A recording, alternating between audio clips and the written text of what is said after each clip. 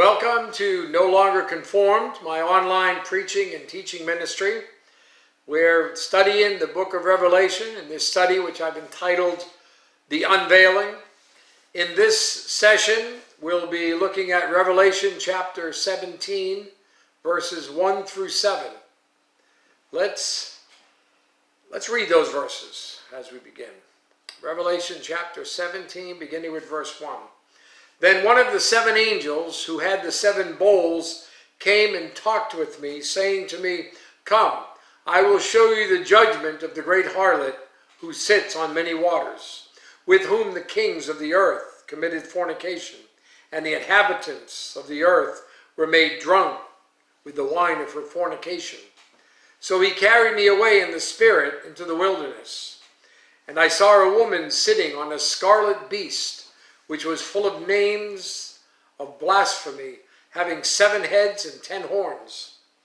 The woman was arrayed in purple and scarlet, and adorned with gold and precious stones and pearls, having in her hand a golden cup full of the abominations and the filthiness of her fornication. And on her forehead a name was written, Mystery, Babylon the Great, the mother of harlots and of the abominations of the earth. I saw the woman drunk with the blood of the saints and with the blood of the martyrs of Jesus. And when I saw her, I marveled with great amazement. But the angel said to me, "Why did you marvel? I will tell you the mystery of the woman and of the beast that carries her, which has the 7 heads and the 10 horns." We got a glimpse of the destruction of Babylon back in chapter 14 and 16. In chapter 14 verse 8 and chapter 16 verse 9. It is both an ancient system, it's both an ancient city and a world system. Chapter 17 depicts the fall of religious and political Babylon. And then in chapter 18, it records the destruction of commercial Babylon. First, the historical city. When did it begin? Well, in Genesis chapter 10, in the first part of verse 10, it says, "The beginning of Nimrod's kingdom was Babel, in the land of Shinar." Its greatness was under King Nebuchadnezzar. It had 100-foot-high walls, which were very thick. Historians say that the walls the walls around Babylon were so thick that 4 chariots could race on its top 4 abreast. And yet Isaiah in chapter 13, verses 19 and 20 prophesied, "And Babylon, the glory of kingdoms, the beauty of the Chaldeans' pride, will be as when God overthrew Sodom and Gomorrah. It will never be inhabited, nor will it be settled from generation to generation, nor will the Arabians pitch tents there, nor will the shepherds make their sheepfolds there." The second is the world system. Babylon stands for a world system. So it's a city, but it also represents a world system. One of the bowl angels showed John the details in verses 1 and 2. Then one of the 7 angels who had the 7 bowls came and talked with me, saying to me, "Come, I will show you the judgment of the great harlot who sits on many waters, with whom the kings of the earth committed fornication, and her inhabitants of the earth were made drunk with the wine of her fornication." Harlot. The word harlot is mentioned 4 times in this chapter. Verse 1, we've read verse 5, and then later on in verses 15 and 16. She's the apostate church of the end times. When Jesus raptures his church, religion is just going to continue on. The tribulation saints will be outside of the organized church. They won't be part of the the church structure. They'll meet and do their ministry outside of that. And the Antichrist, the beast, he'll quickly destroy it. But it will become a worldwide church in alliance with kings. Well, how's that going to be done? Well, if you look back at 1 Timothy chapter 4, verses 1 and 2, it says, "Now the Spirit expressly says that in latter times some will depart from the faith, giving heed to deceiving spirits and doctrines of demons, speaking lies and hypocrisy, having their own conscience seared with a hot iron." In 2 Timothy chapter 4, verses 3 and 4, "For the time will come when they will not endure sound doctrine, but according to their own desires, because they have itchy ears, they will heap up for themselves teachers, and they will turn their ears away from the truth and be turned aside to fables." Churches today that do not have a strong biblical foundation ultimately end up committing spiritual adultery. Verse 3 pictures political power. It says, "So he carried me away in the spirit into the wilderness, and I saw a woman sitting on a scarlet beast, which was full of names of blasphemy, having 7 heads and 7 horns." Well, we know that the beast is the Antichrist. She's sitting on him, empowered by his great influence. She's dressed displaying glory and wealth, and yet her filthiness of sin is there for everyone to see. Verse 4, it says, "The woman was arrayed in purple and scarlet, in royal gowns, royal garments, and adorned with gold and precious stones and pearls, having in her hand a golden cup." But what's in the cup?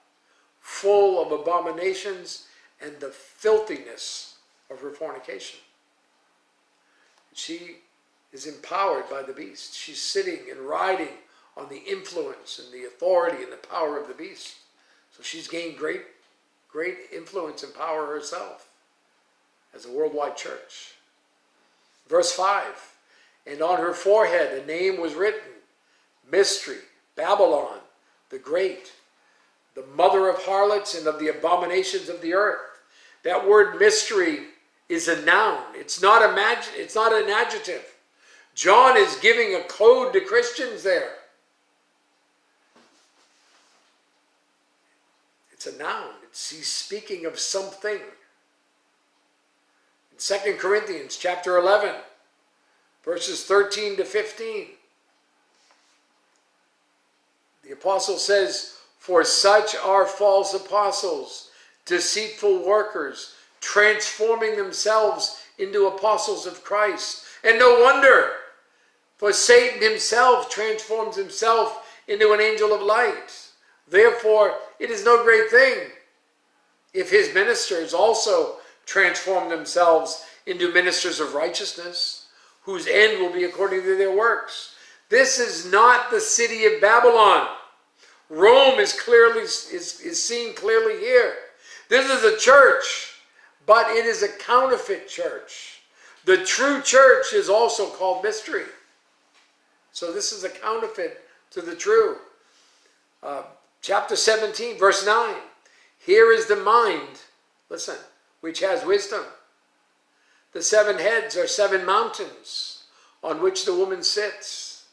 And in verse 18, "And the woman whom you saw is that great city which reigns over the kings of the earth." And in Ephesians chapter 5, verse 32, "This is the great mystery, but I speak concerning Christ and the church." So this Babylon is a counterfeit church, but it's clearly seen as Rome. The 7 heads are 7 mountains. We talked about that earlier. The woman which you saw is that great city which is on those 7 hills. So this is talking about Rome. This mother is the mother of harlots. Many groups will join under her. A federated world church, a worldwide church. Let me tell you something. It's difficult not to see what would be the Roman Catholic Church at that time. But not only that church, it'll be a federation of churches making up a world church. But that structure, that worldwide structure of the Roman Catholic Church gives a foundation for that.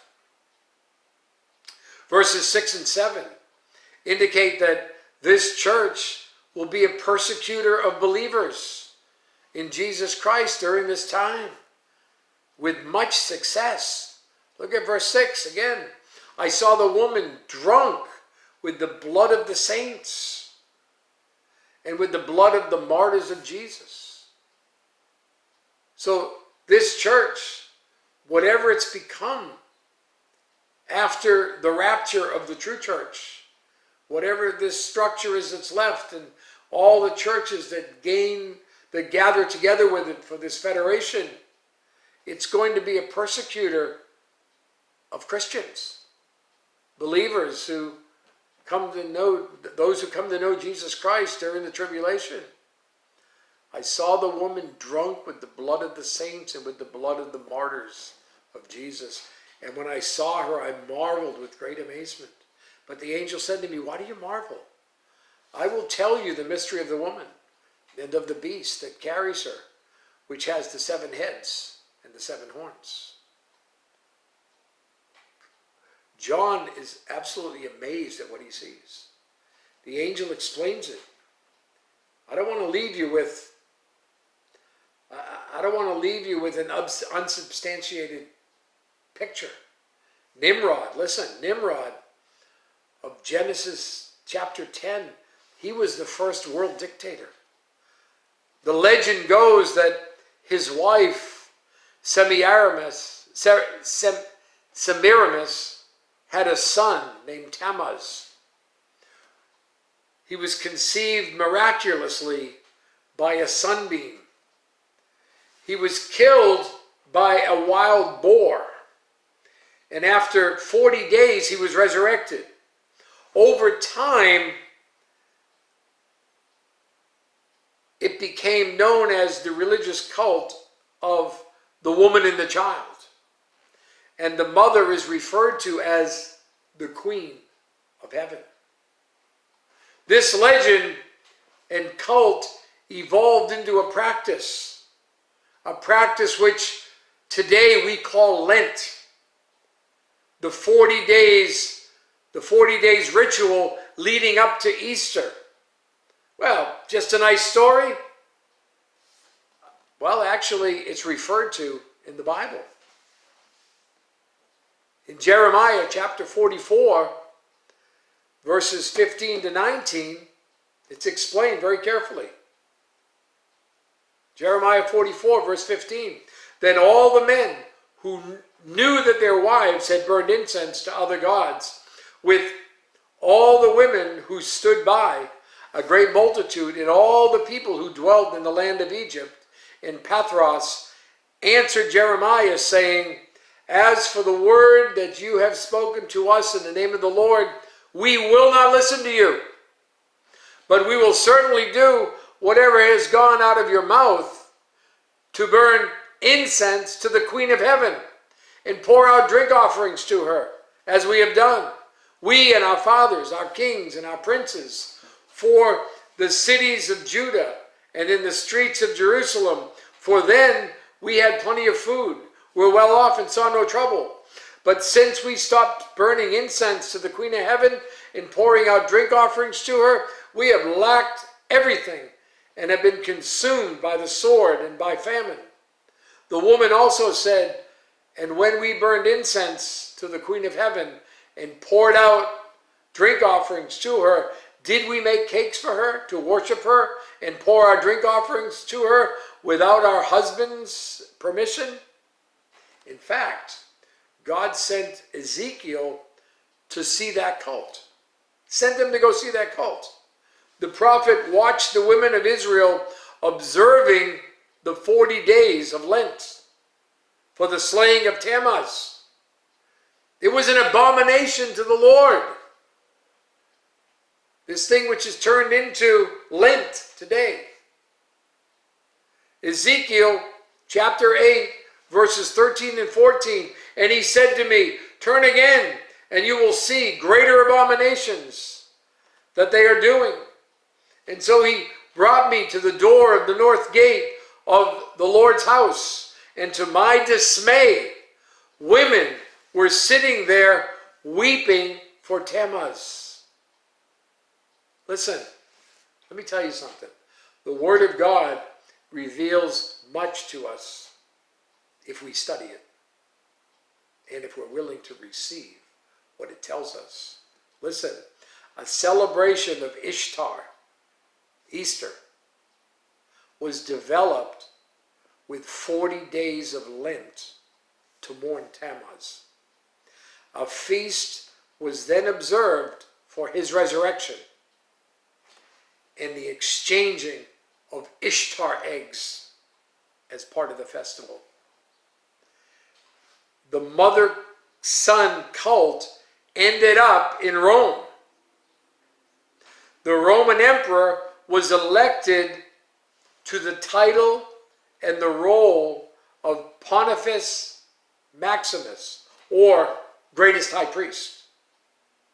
When the emperors ceased to be, the Bishop of Rome gathered all of the emperor's titles to himself. We know him today as the Pope. What was Nimrod's religion according to the legend?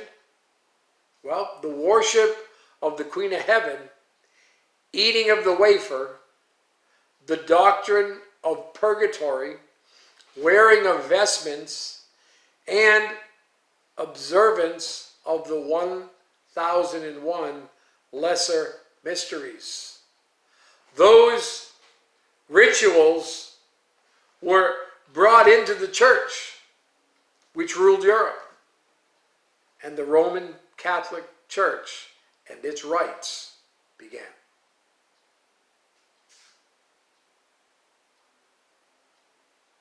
You have a great day.